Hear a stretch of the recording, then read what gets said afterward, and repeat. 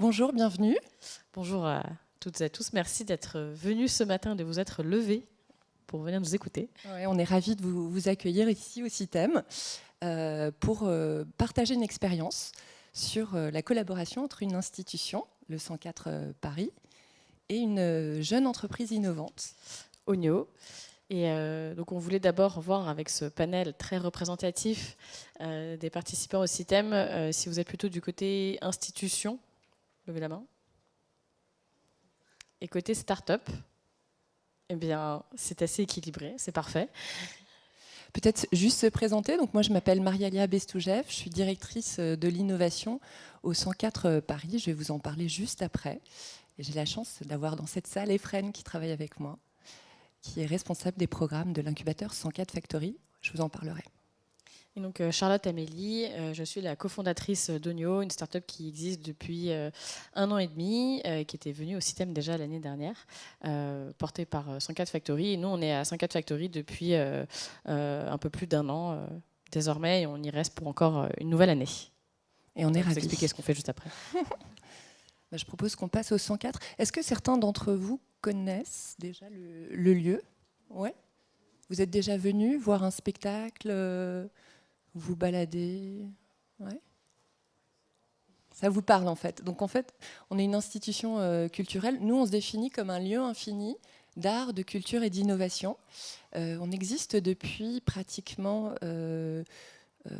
en fait, on a ouvert en 2008. Vous voyez qu'on est jeune, c'est une jeune institution. Sur les images, vous pouvez voir qu'il y a pas mal d'activités dans ce lieu. On peut y faire plein de choses. Vous pouvez traverser le lieu. Il est ouvert au public. Il ouvre à midi jusqu'à 19h en général. Et dans le projet, ce qui est important pour nous, c'est l'ouverture et la liberté. Donc vous pouvez venir et si vous pratiquez un art, de la danse, du théâtre, du jonglage, vous avez des espaces qui vous sont dédiés. Vous n'avez pas besoin de réserver cet espace et vous pouvez venir pratiquer.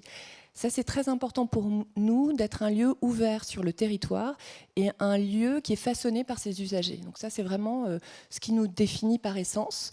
Vous allez pouvoir faire plein de choses. Donc vous allez pouvoir visiter le lieu, faire des expositions. D'ailleurs, en ce moment, je vous encourage à venir au 104. On a une très belle exposition qui s'appelle Graines. L'exposition qui a débuté il y a quelques semaines, qui montre de très belles photographies de Thierry Ardouin, qui est photojournaliste, et qui a décidé de faire des portraits de graines.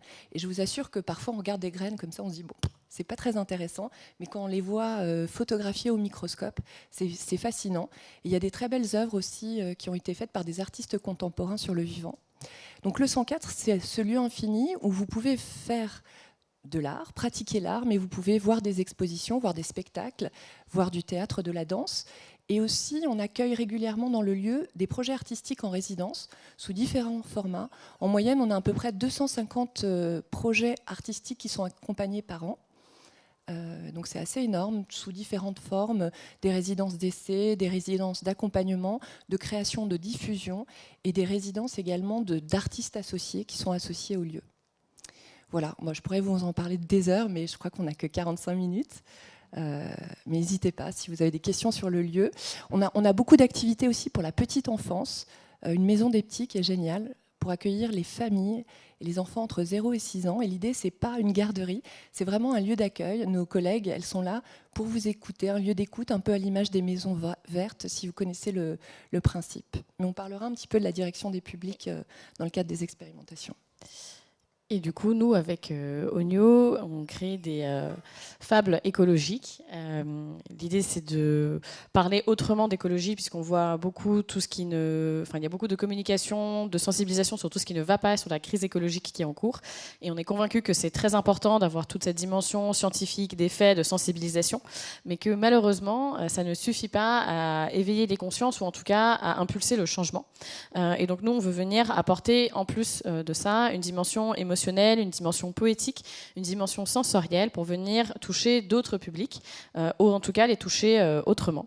Et donc nous créons ces fables-là qui vont prendre la forme d'installations sonores et lumineuses. Donc là, vous pouvez voir une photo. Cette illustration incarne notre univers de notre première création qui s'appelle l'Arbre au Soleil. Et dans l'Arbre au Soleil, on va inviter une dizaine de personnes à s'asseoir en cercle autour d'une sculpture lumineuse d'un arbre, à fermer les yeux et à mettre un casque audio sur les oreilles et à prendre part à un rituel de régénération d'un arbre sacré, cet arbre lumineux qui est au centre. Donc l'idée, c'est vraiment de passer par la narration, de passer par le merveilleux.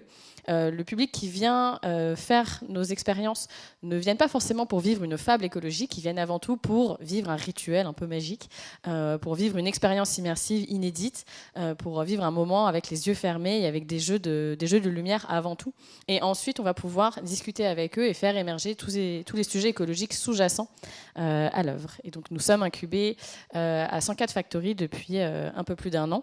Et c'est dans le cadre de cette incubation qu'on a pu faire beaucoup d'expérimentation et de prototypage pour arriver d'une idée, d'un concept à un produit fini, à un discours, à des mises en relation avec nos potentiels prospects.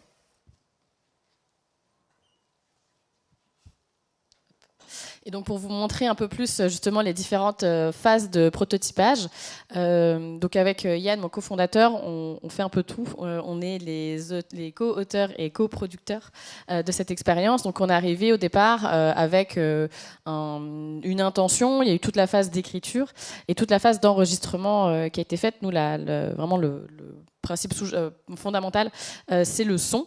Et donc, nous avions ce son spatialisé. Et puis, on est arrivé avec cette sculpture. Au départ, on avait juste un arbre, comme ça, lumineux, qu'on pouvait allumer à la fin de l'expérience. Et donc, on s'est dit, bah voilà, on va faire des premiers tests. On va voir comment réagissent les participants avec uniquement le son.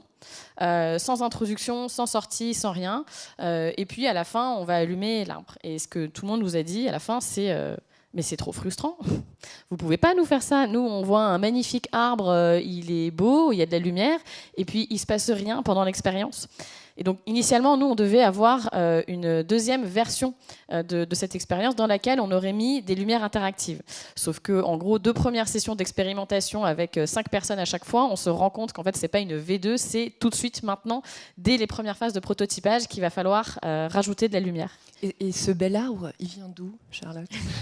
On va en parler juste après, mais effectivement, c'est un peu de teasing.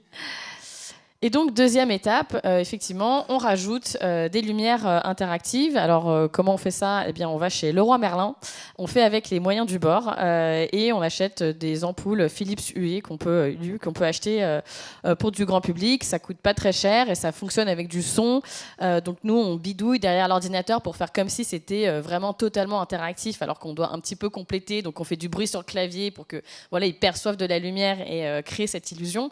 Mais le prototypage, c'est avant tout ça. C'est pas de se dire je veux avoir quelque chose de parfait qui est fonctionnel, c'est je teste pour pas cher, je teste avec les moyens du bord et on va bien voir ce que ça donne et ça me permet de valider ou d'invalider très tôt la proposition de valeur.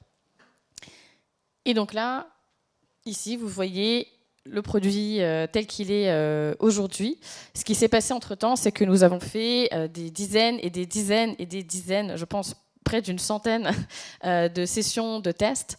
Concrètement, comment est-ce que ces tests se passaient?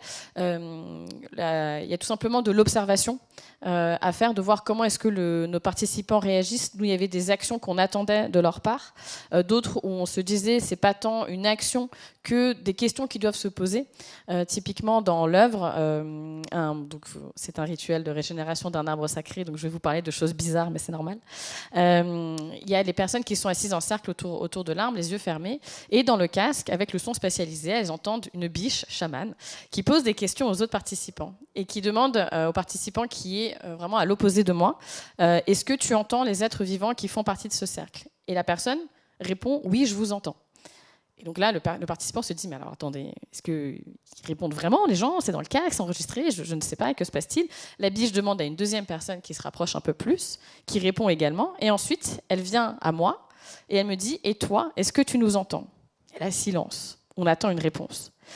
Nous, ce qui s'est passé dans l'écriture, c'est qu'on se doute bien. Alors, les enfants, en général, répondent. Ils disent « oui, je vous entends ». Donc là, on se dit « ça marche, l'illusion fonctionne ».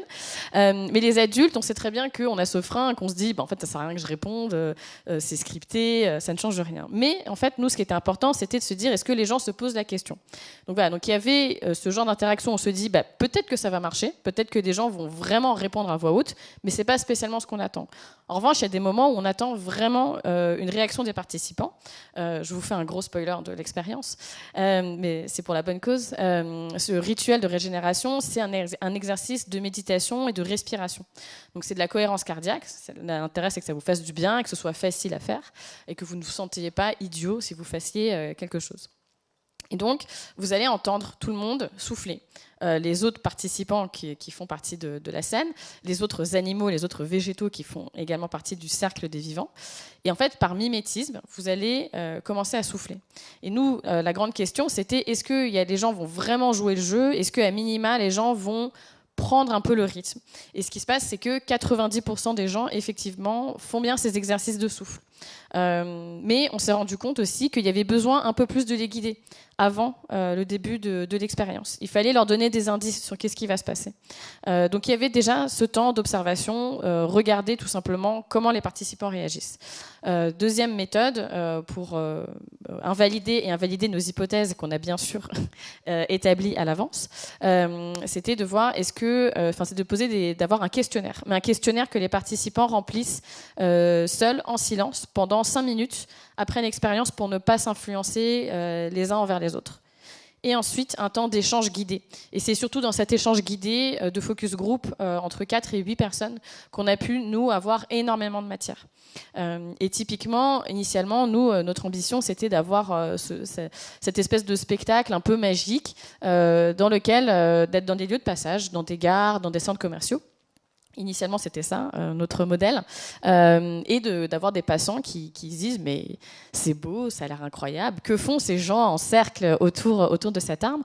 Et typiquement, au fil de nos échanges, tout le monde nous a dit le salon de l'incubateur, donc là c'était au 104, c'est sympa, ça donne un aspect brut, berlinois, on sent qu'il y a une dimension artistique, contemporain, ça marche bien. Mais pour cette expérience, on a besoin de se sentir en cocon. On a besoin de se sentir protégé. On est très vulnérable, on ferme les yeux, on lâche prise. Déjà, c'est un espace qui est trop grand. Et quand nous, on leur expliquait notre intention, est-ce que eux, on leur demandait ce qu'ils en pensaient, tout le monde nous disait mais jamais de la vie, jamais de la vie dans un lieu de passage. Je lâche prise et je profite pleinement de l'expérience. Et donc est arrivée comme ça l'idée de la yourte, un peu par hasard, hein, comme toute dimension entrepreneuriale. On ne s'était pas dit on va faire une expérience dans une yourte, tout le monde nous a dit il faut un espace fermé. Et nous, c'était quelque chose en cercle et un espace qui évoque la magie. Mais donc tout ça pour vous montrer que vraiment, en plus, Maria-Elia a fait partie des toutes premières personnes qui ont testé l'expérience sans lumière, sans introduction, sans rien, et a pu voir toute l'évolution. Et puis pareil, on s'est rendu compte, on savait que l'avant-expérience, c'était très important. Mais donc là, de pouvoir tester une centaine de fois, ça nous a permis de se dire, OK, quels sont les bons messages ? Qu'est-ce qui est important ? Quels sont les messages clés qu'on doit absolument passer ? Mais ensuite, comment est-ce que chacun peut s'approprier cette introduction ? Puisque ce n'est pas forcément les mêmes personnes qui le font. Mais de se dire à minima, voilà, il faut qu'il y ait le souffle, il faut qu'il y ait le mythe qui soit raconté, parce que sinon, il y a beaucoup d'informations pendant cette expérience. Et il faut pouvoir se mettre dedans. Je ne sais pas si vous avez des questions sur les protocoles d'expérimentation en eux-mêmes. C'était très très clair. On voit bien que c'est expérimental, quoi. Oui. C'est clair. Parce qu'entre le premier et voilà, c'est pas. Ouais, okay. C'est clair. Okay. Super. Mais oui, il faut vraiment pas hésiter. Et d'ailleurs, nous, maintenant, c'est ce qu'on a fait. Donc ça, c'est notre première création. Là, on est en cours de production de la deuxième. Ce dont on se rend compte, c'est qu'on peut même prototyper avant ça. C'est-à-dire qu'on a fait une session de prototypage où on a demandé à 4 personnes de s'asseoir. Donc c'était aussi en cercle. On savait que la disposition serait comme ça, mais plus petit groupe. Et en fait, on a d'abord testé le texte à proprement parler, le texte, le rythme, les intentions. Donc, il faut vous imaginer qu'il y avait 4 personnes qui avaient une boulette de papier dans la main, un tas de papier devant eux, et qu'avec Yann, donc mon co-auteur, on était à côté et on leur lisait le texte. On faisait 2 voix chacun et on faisait les bruitages, on faisait le vent, on faisait « entends-tu le vent ?» et on soufflait autour d'eux. Et en fait, rien que ça fonctionne. Rien que ça, en fait, ça nous dit, OK, quel est le moment qui vous fait du bien? Est-ce qu'il faut rajouter plus de silence? Est-ce que l'intention est claire? Et il y a pas mal de messages qui sont remontés à ce moment-là. Typiquement, il y avait une métaphore qui était interprétée de manière totalement erronée par rapport à nous, notre intention. Donc on s'est dit, en fait, ça, on l'enlève, parce que c'est pas possible. Donc en fait, on peut vraiment prototyper avec 0 €. Et vraiment, faites-le, prototyper le plus tôt possible. Ça permet d'apprendre énormément. Oui, ça ressemble à ça maintenant.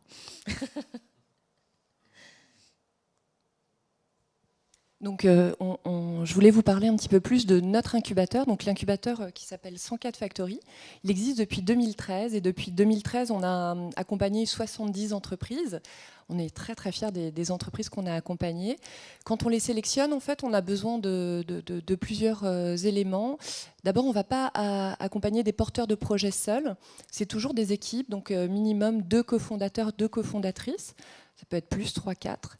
Il faut que le projet il soit innovant. Alors pour nous, l'innovation, ce n'est pas qu'une innovation technologique. La preuve, le son binaural, c'est une innovation qui existe depuis plus de 30 ans, je crois, mais qui n'est pas forcément très connue ou pas forcément très utilisée. Il faut que l'équipe soit prête à travailler dans un lieu assez atypique. On n'est pas un incubateur traditionnel, on est dans un lieu de culture. C'est génial, mais c'est particulier. Et puis, il faut avoir un prototype, parce que notre accompagnement, il va être comme l'accompagnement que vous pouvez trouver dans d'autres incubateurs. On est une petite équipe, donc moi qui pilote l'incubateur, et Fren qui va s'occuper de toute la sélection des dossiers et le suivi des équipes. Donc c'est très personnalisé, parce que tous les mois, il y a un coaching qui est fait pour savoir en fait quels sont les besoins, comment on avance dans l'expérimentation et quels sont les besoins de formation entre guillemets. Nous, on travaille beaucoup sur l'intelligence collective. Pour nous, institutions, avoir un incubateur, aujourd'hui, on est une des rares institutions à avoir un incubateur, la seule dans nos murs.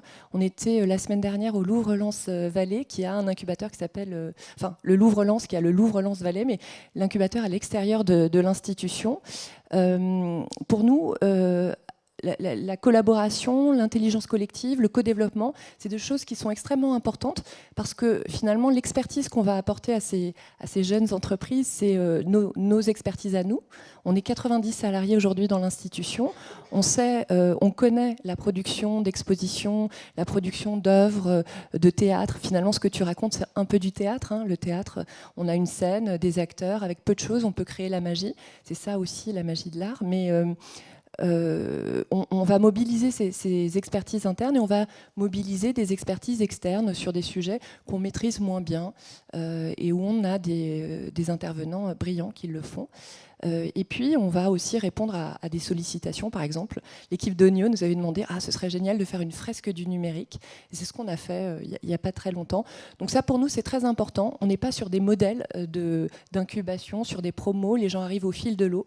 Mais surtout, ce qui nous intéresse, c'est d'expérimenter. Pourquoi ? Parce qu'on a tous des idées géniales. Elles sont super, elles sont fabuleuses, mais on est toujours en train de les concevoir entre nous, quoi. Et finalement, on ne se rend pas compte, on n'anticipe pas de ce que vont penser les publics. Je vous donne quelques exemples. Alors là, vous voyez qu'on fait plein de prototypage pour vous donner un petit peu les champs des entreprises qu'on accompagne. On est dans les industries culturelles et créatives. Quand on a dit ça, c'est très vaste. Aujourd'hui, on accompagne majoritairement des entreprises qui réfléchissent à différentes formes d'immersion. L'immersion, elle peut se faire par le son, c'est le cas d'Onio, par le visuel. On a des sociétés qui font de la réalité virtuelle, par exemple, ou de la réalité augmentée. C'est le cas, par exemple, de Novaya, de la réalité augmentée, ou Enter.black, qui fait à la fois de la projection, du vidéo mapping, et aussi de la projection, de la micro-projection sur les visages. L'immersion, elle peut se faire aussi par l'odorat, l'immersion olfactive. On a une équipe, le Studio Magique, qui travaille travaille sur l'olfaction et qui invente, par exemple, la signature des musées. Aujourd'hui, on est dans un salon international des musées. Donc, c'est quoi la signature d'un musée? Par exemple, le nouveau musée de la Marine. Donc, l'immersion, elle peut se faire sous différentes dimensions.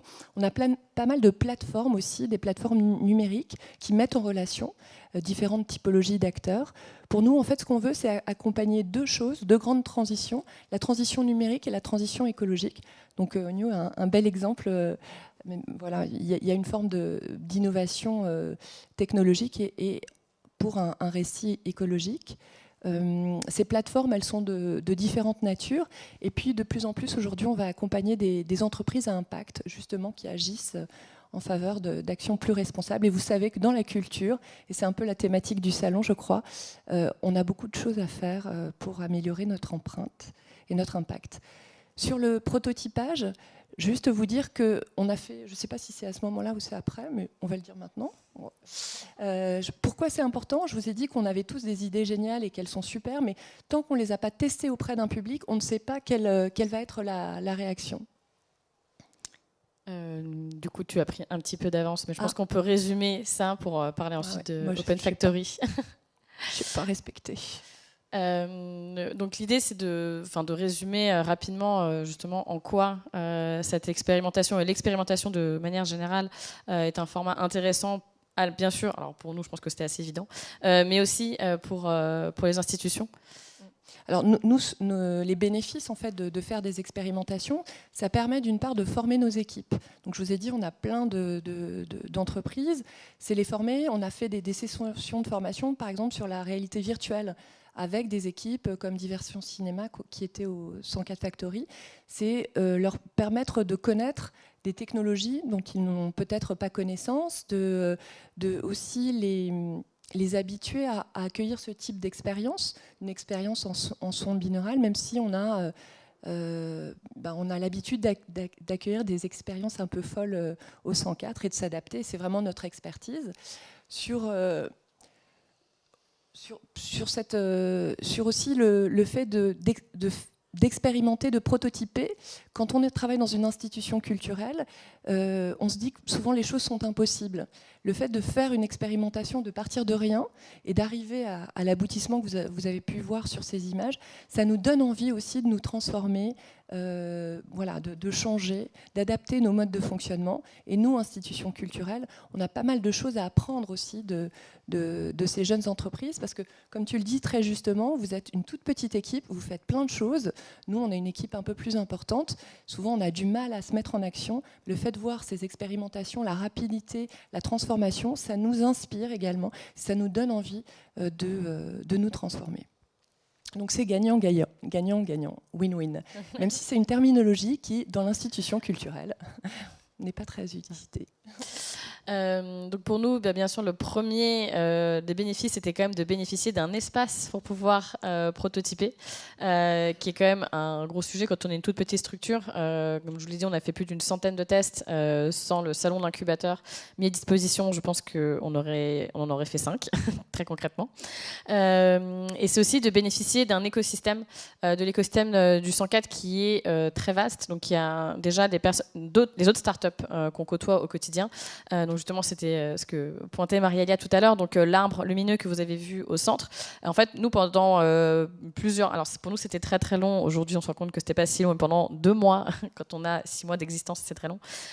Chercher des scénographes qui pouvaient nous aider à construire cet arbre central.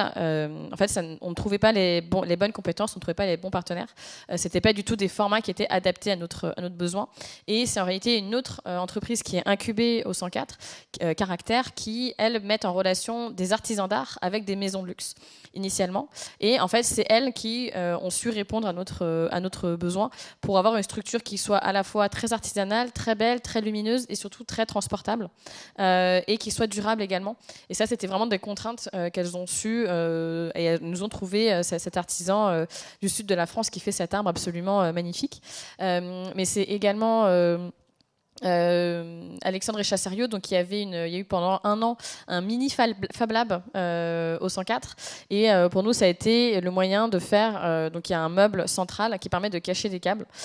C'est tout bête comme besoin, mais en fait on ne trouvait rien qui puisse cacher de manière harmonieuse ces câbles absolument moches qui étaient au centre. Et en fait lui a pu nous faire ce meuble sur mesure. Maintenant on peut avoir les plans, enfin voilà, on peut dupliquer cela, et ça aurait été très très très cher si on n'avait pas eu à disposition ce partenaire via le 104. Et c'est aussi via le 104 qu'on a pu avoir Emmaüs Défi, qui a une boutique et un atelier dans les locaux. On aurait pu passer par eux sans le 104, mais on n'y aurait tout simplement pas pensé. Et là en fait ils étaient en bas de nos bureaux, on a pu aller voir, regarder comment ça se faisait et dire bah oui c'est ça qu'on veut, pour faire des coussins et faire des assises qui soient en upcyclé et avec des personnes en insertion.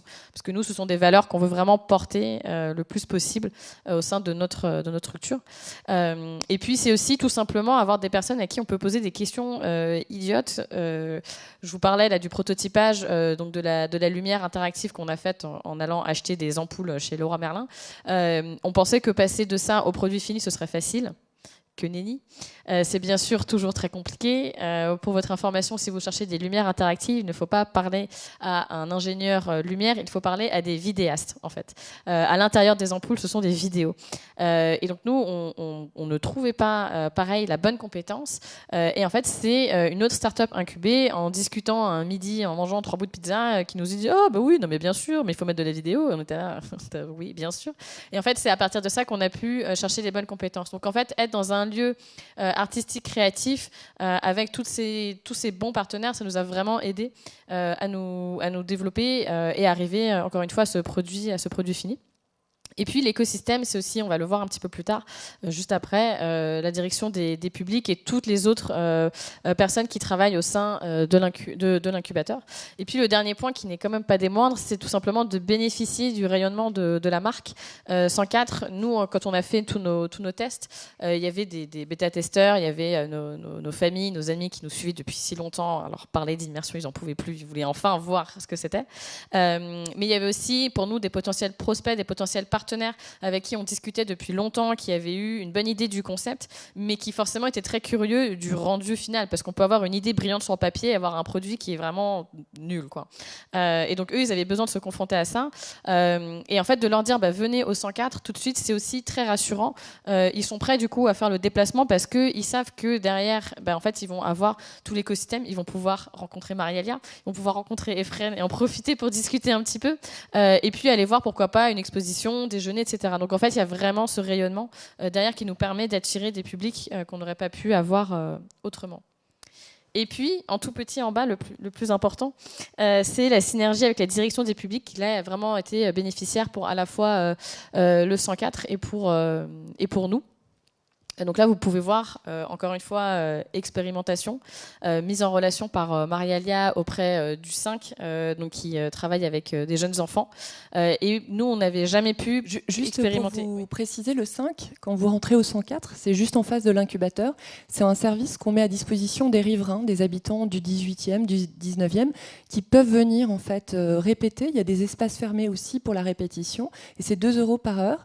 Et dans le 5, on a plusieurs activités. On fait des ateliers pour les publics scolaires, on travaille avec des artistes et on a une résidence aussi, un laboratoire sur les cultures urbaines. Et je ne sais pas si vous suivez l'actualité de la danse par exemple, mais une artiste comme Leila Ka, qui aujourd'hui est célébrée, elle a suivi ce parcours. Donc elle a fait d'abord une résidence de 50 heures au 5 et puis maintenant elle est à l'affiche et elle a plein de prix. C'est un peu ça aussi le 104. Et donc on a pu expérimenter de faire l'arbre au soleil avec des enfants, de tester des formats d'animation. Et en fait, nous, on était vraiment en sécurité puisque le 5, c'est bien animé des enfants. C'était une classe qui le suivait depuis un moment. On n'était pas seuls pour faire ça. Et donc, bah, voilà, là, maintenant, on a notre format d'animation qui est de faire écouter l'arbre au soleil, de demander ensuite aux enfants ce qu'ils ont compris de l'histoire, avec, selon eux, qui a participé au rituel de régénération. Il y avait quoi d'autre comme animaux, comme végétaux. végétaux. Et puis ensuite, ils dessinent la scène telle que eux se la sont imaginée. C'est un dinosaure, là? C'est une girafe, puisque dans l'Arbre Soleil, qui est enregistré à Fontainebleau, ils ont entendu une girafe et ils l'ont tous entendu parler. Et donc voilà, on voit les enfants qui se dessinent eux-mêmes avec les autres animaux et végétaux. Et puis là, c'était avec la direction des publics également au 104. Et donc là, c'était pendant l'expérimentation. On a pu inviter des personnes des équipes du 104 et notamment une personne de la direction des publics et qui était là, mais il faut absolument qu'on fasse des choses ensemble. Et donc pendant des mois, c'était un peu compliqué parce que nous, la yourte, vous vous doutez bien, c'est pas quelque chose qu'on peut monter en 2 minutes. Et donc c'était toujours un peu compliqué. Et là, on a réussi à se greffer justement à l'événement d'Open Factory dont on va parler juste après, pour organiser des écoutes avec donc des enfants du quartier et avec des IME, donc avec des personnes, des adolescents souffrant du trouble autistique.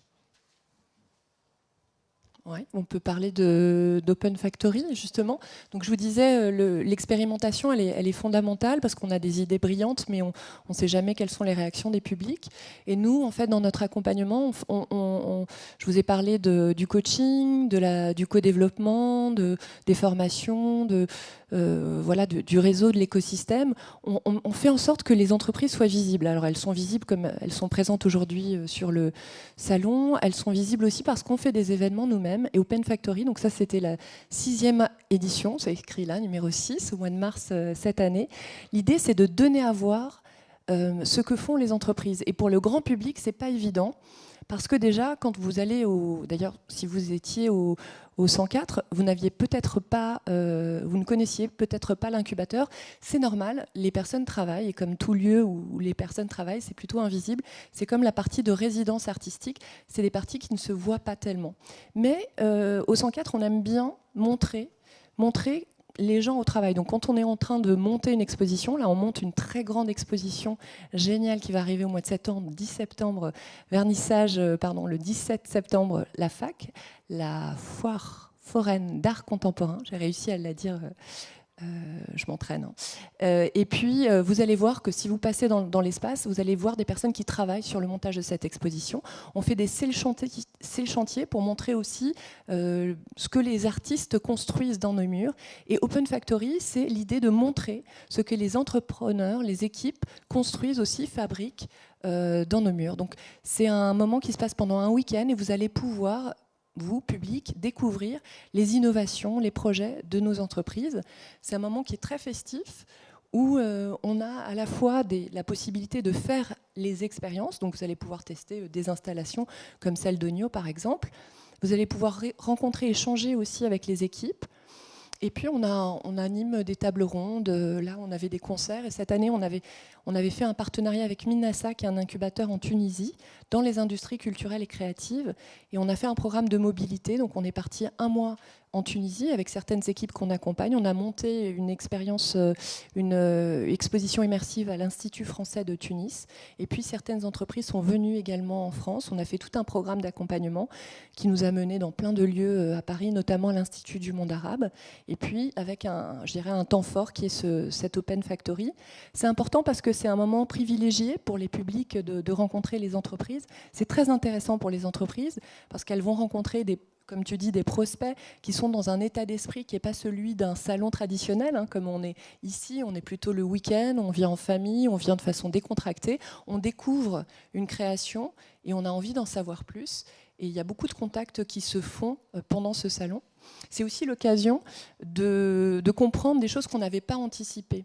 Donc, pour vous donner quelques exemples, dans le passé, on a accompagné énormément de startups, je vous ai dit 70. Une startup, par exemple, qu'on a accompagnée, Sizou, elle avait ce projet génial d'application pour chanter juste. On a tous envie de chanter juste et malheureusement, on n'est pas égaux. Et heureusement, il y a l'autotune, hein, et aujourd'hui, beaucoup d'artistes l'utilisent. On a eu une grande discussion sur ce sujet. Et au départ, eux, leur projet, c'était vraiment une application qui vise les jeunes, etc. Et pour Open Factory, on leur a dit, il faut que vous montriez cette application. Et bon, un smartphone, c'est pas pratique. Donc, ils ont monté une cabine karaoké. Aujourd'hui, leur activité principale, c'est la location de cabines karaoké, parce que à Open Factory, ils ont eu cette contrainte de montrer, et ils ont fait l'expérience d'inventer un dispositif. On accompagne des entreprises pas que parisiennes. Il nous arrive d'accompagner des entreprises internationales, et notamment une entreprise québécoise qui avait organisé un orchestre de lumière présenté à la Villette pour la fête de la musique le 21 juin.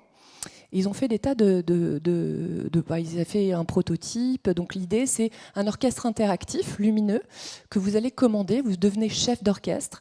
Et en fonction de vos mouvements, vous allez allumer des lumières et agir aussi sur l'eau d'une fontaine. Ils avaient fait énormément de tests, etc. Et en faisant des expériences au 104, alors pas forcément lors d'Open Factory, ils se sont rendus compte que les paramètres qu'ils avaient mis dans leur installation n'étaient pas adaptés à des très jeunes publics qui étaient beaucoup plus petits et donc où les capteurs ne fonctionnaient pas. Donc on a toujours l'habitude de faire nos expériences entre nous et on ne se rend pas compte de la diversité des publics. Donc là aussi, c'était très bénéfique pour eux. Donc l'idée d'Open Factory, c'est de se confronter à la société. Et on a la chance d'accueillir tous les ans à peu près 600 000 personnes qui représentent notre société et donc de voir comment réagissent en fait les différents usagers.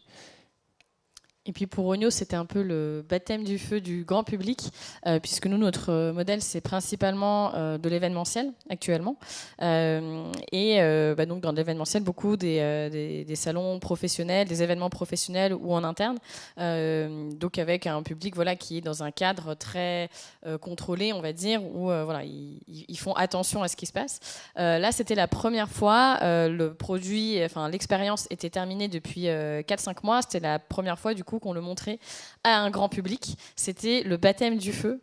Et on s'est rendu compte, donc comme vous pouvez le voir, en fait, l'entrée était ici et la yourte arrivait tout de suite. Donc forcément, ça a attiré l'attention. Et nous, on a une jauge qui est relativement petite. Alors si on compare à la réalité virtuelle, on a une jauge qui est énorme. 12 personnes toutes les 20 minutes, c'est incroyable. Mais si on la compare à un spectacle, 12 personnes toutes les 20 minutes, c'est pas beaucoup. Et ce qui fait qu'on s'est rendu compte qu'il pouvait y avoir une attente et une appétence très très forte pour l'Arbre au Soleil. Il y a des personnes qui ont fait la queue pendant plus d'une heure pour faire l'expérience.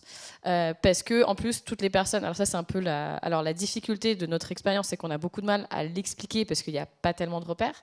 Vous allez vivre une fable écologique et sensorielle, sonore et lumineuse. On ne comprend plus rien. Mais en revanche, donc on a du mal à l'expliquer en premier abord. En revanche, on a un taux de recommandation, enfin une recommandation après l'expérience qui est énorme. Et en fait, toutes les personnes vont dire après, faites la yourte, c'est incroyable. Ce qui fait que les gens ne lâchaient pas l'affaire. Et en fait, on s'est retrouvé avec une foule qui attendait devant la yourte. On n'était pas du tout prêt à ça. Donc on a eu un peu cet entraînement qui s'est fait de se dire ok, en fait, comment est-ce qu'on gère les publics, comment est-ce qu'on gère les attentes. Ça, c'est un peu notre expertise en fait dans nos métiers. Donc des gens qui sont hyper importants et pour nous l'hospitalité est primordiale. La gestion des flux et de l'attente, c'est un savoir-faire. Et donc les équipes d'accueil se sont emparées de potelets. Ils sont toujours en train de déplacer des mobiliers pour créer des circulations, créer des repères. Et ça a permis justement de gérer l'attente, gérer les flux. Et ça a été quand même très apprécié. Ouais, et puis donc du coup de faire une vraie file d'attente et de se dire ok, en fait selon les événements, en fait il faut avoir plusieurs modalités d'accueil. Comme ce sont des sessions qui durent 20 à 30 minutes, on ne peut pas mettre en place une billetterie. C'est un peu compliqué parce que tout le monde va forcément, il y a plein de personnes qui vont avoir 5 minutes de retard. Or sur une session aussi courte, en fait ça va créer beaucoup de décalage. Donc la billetterie c'est pas forcément pour nous la bonne solution. Mais on voit que sur des événements professionnels, il n'y a pas forcément besoin de gérer une file d'attente, ça va aller. En revanche, on sait que sur du grand public, sur du moment où il va y avoir beaucoup de monde, peut-être qu'il faut mettre en place d'autres systèmes. Et là, la dernière fois, par exemple, on a testé des systèmes de contre-marque suite à cette expérience en se disant la file d'attente, ça ne suffit pas parce que certes, je vais compter le nombre de personnes qu'il y a dans la foule, mais en fait, il y aura toujours une personne qui fait la queue pour 4 personnes et en fait, on en a compté que 3, par exemple. Et en fait, et ça crée plein de problématiques. Et nous, c'était important de se confronter à ça dans un endroit, on va dire, un peu sécurisé pour pouvoir justement apprendre et continuer sur notre courbe d'apprentissage.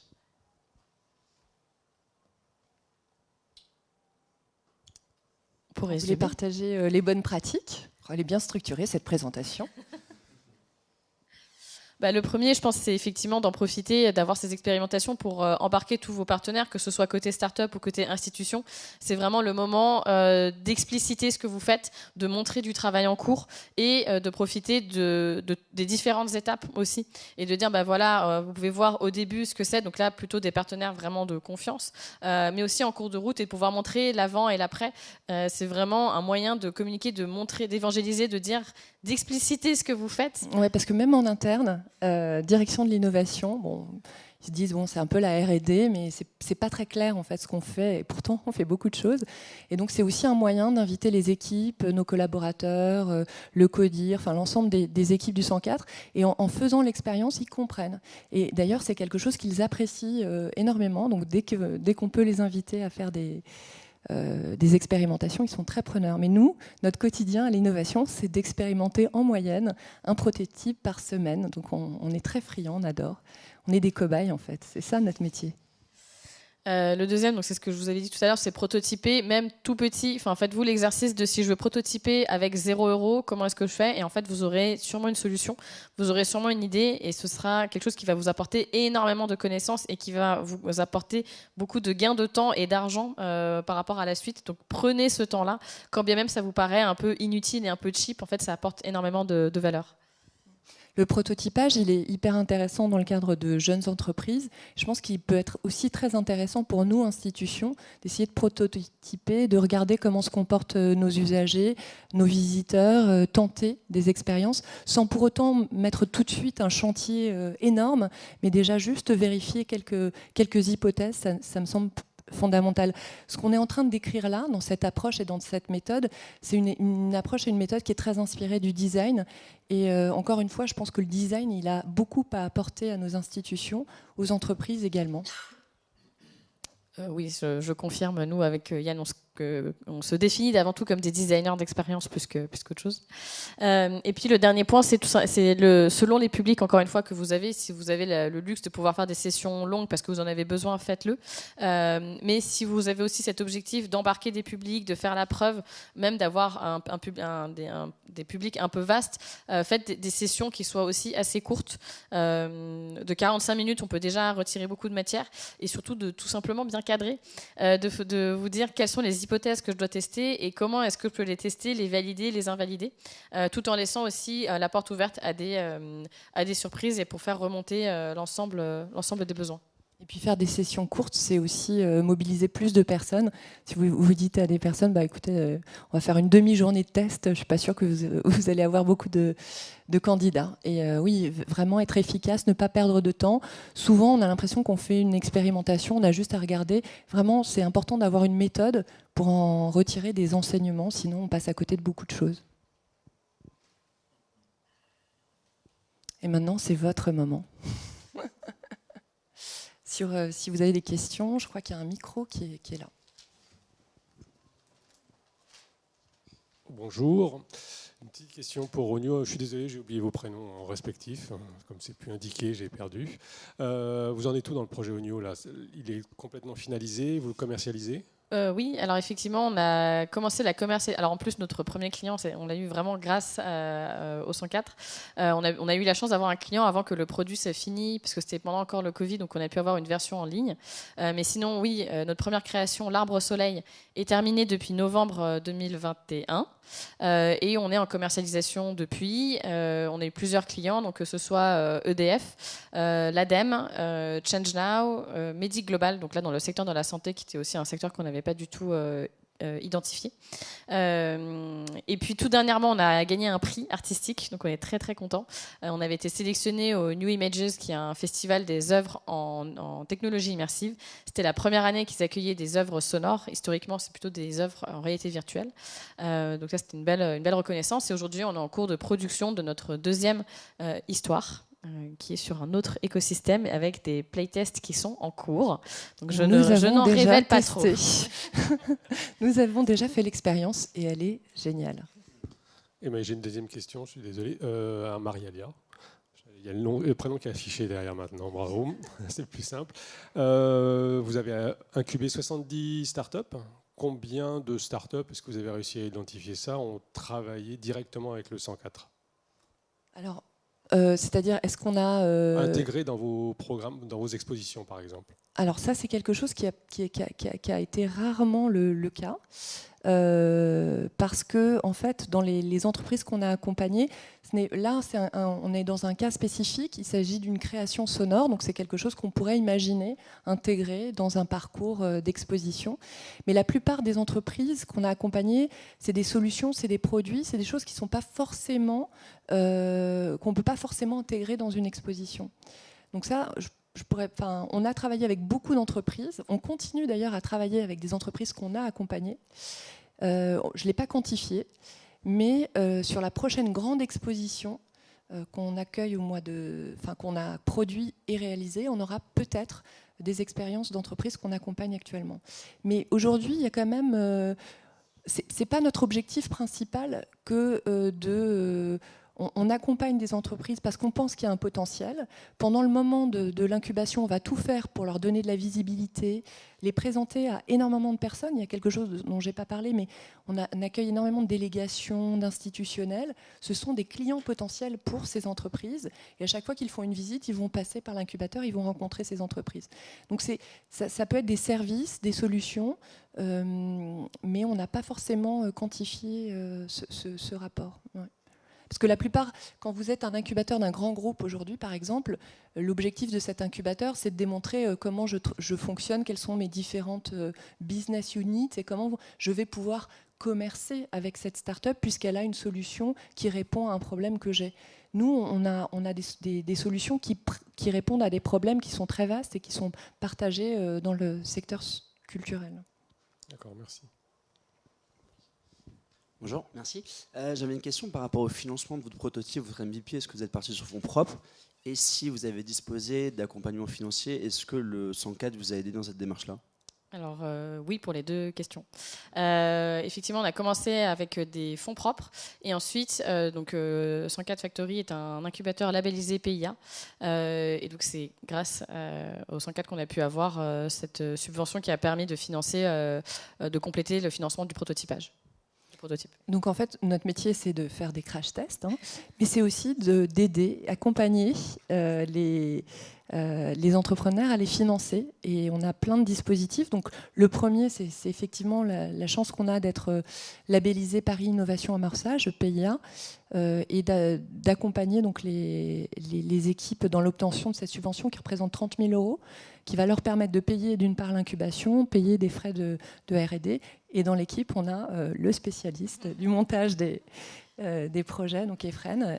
C'est pas simple, c'est des mécaniques aussi, des techniques. On fait énormément de réponses à appel à projet. On ne comprend pas toujours ce qu'il est attendu, mais de plus en plus, on devient expert.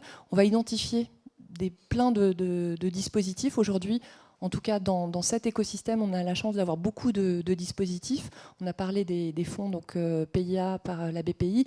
Il y a aussi des dispositifs qui sont portés par la région, InnovUp, autour de l'expérimentation. Et puis, il y a plein d'opportunités. Et ça, c'est notre fonction d'incubateur, de repérer tous ces dispositifs, des prix, tout ce qui va permettre d'aider les entreprises à financer leurs projets. Juste dernière question, je suis désolée, mais après... Ouais. Alors nous, en fait, avec Sandra, on représente les régions parce qu'on est à Toulouse et un dispositif comme ça, ce serait super chouette pour notre projet. Ça n'existe pas. Je pense qu'il y a quelque chose à inventer, justement, des incubateurs qui ne soient pas forcément sur des lieux, mais en fait des incubateurs temporaires pour bénéficier de cette logique d'accompagnement qui nous manque, en fait, qu'on recherche. J'ai l'impression qu'on va être obligé de monter notre propre incubateur à Toulouse ou en région. Ça, ce serait vraiment chouette, quoi. En fait, je ne sais pas si vous avez une question précise ou non, c'est plus ça. Voilà, ça n'existe pas, quoi. Alors, il y a beaucoup d'incubateurs dans différentes régions, dans différents lieux. C'est vrai que nous, on a envie de monter un programme qu'on a du mal à financer parce que les gens ne comprennent pas. Mais vous savez, quand on innove, c'est normal. Au départ, personne ne comprend. Et on s'interroge à l'ouvrir à d'autres structures parce qu'aujourd'hui, on peut faire des choses à distance. Pour nous, être dans le lieu aussi, c'est important. C'était un choix. C'est-à-dire qu'on avait fait aussi de l'incubation à distance et on se rend compte que les opportunités, parce que c'est souvent ça, elles arrivent parce qu'on est au même endroit, au même moment, parce qu'on va, voilà, il y a un artiste qui est là, parce qu'il y a telle personne qui est là, et ça se passe beaucoup En in fait, situ. Ouais, ce qui serait intéressant, c'est qu'il n'y a aucune institution, enfin toutes les institutions en fait ne proposent pas ce type d'incubation. Ça n'existe pas. Et c'est absolument évident que l'innovation passe par là. Alors il y a peut-être quelque chose justement à monter en partenariat avec certaines institutions, muséales, je ne sais pas, institutions éducatives, je ne sais pas quoi. Mais en tout cas, qu'il y ait des lieux d'accueil pour... nous, on travaille sur un projet avec les petits-enfants. C'est évident qu'on va rentrer en phase de prototypage et on n'a pas de lieu, on n'a pas d'accompagnement. Il faut... voilà, donc, bon, il faut trouver une solution pour incuber. On va la trouver, de toute façon, c'est clair. Mais... Alors c'est vrai qu'il y a là, par exemple, l'incubateur du patrimoine qui sélectionne des entreprises et qui fait des expérimentations sur les lieux. C'est vrai que sur la région de Toulouse, je ne connais pas bien les incubateurs. Nous, on essaye aussi de se rapprocher, en tout cas dans les industries culturelles et créatives.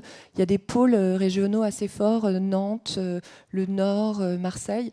Mais je n'ai pas connaissance précisément. Pour être bref, on peut incuber de la tech, du scalable, mais en fait, dans le culturel, dans l'impact, pour l'instant, c'est en devenir, quoi.